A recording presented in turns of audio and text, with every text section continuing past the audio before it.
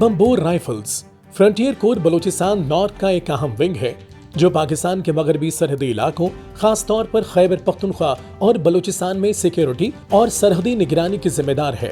Banbhore rifles का कयाम 1977 में frontier core Balochistan के तहत अमल में लाया गया। इसका चेन ऑफ कमांड भी बलूचिस्तान स्काउट्स की तर्ज पर है।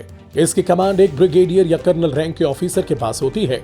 बम्बोर राइफल्स का बुनियादी मकसद बलूचिस्तान में शोरिशों को कंट्रोल करना और सिविल आबादी को अमन दुश्मनों की कार्रवाइयों से महफूज रखना है। ये इस वक्त भी शिद्दत पसंदी के खिलाफ लड़ने वाला हरावल दस्ता है जो अमन दुश्मनों के खिलाफ ऑपरेशंस करके बलूचिस्तान के दुश्वार गुजार पहाड़ी इलाकों को महफूज बनाए हुए हैं।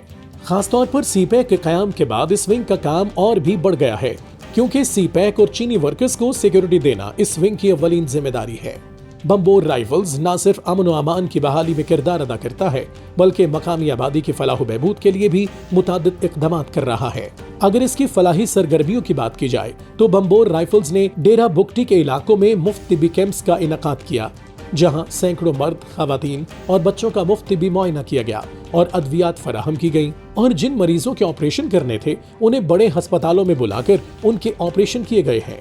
तिब्बी सहूलियात के साथ बलूचिस्तान में बम्बोर राइफल्स खेलों के फरोग के लिए भी कलीदी किरदार अदा कर रहा है।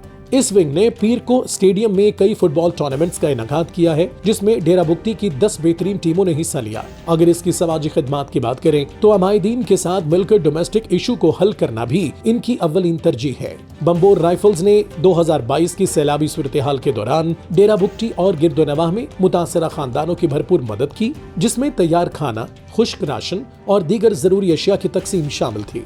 इन सरगर्मियों से जाहिर होता है कि बम्बोर राइफल्स न सिर्फ सिक्योरिटी बल्कि मकामी आबादी की फलाह बहबूद में भी अहम किरदार अदा कर रहा है।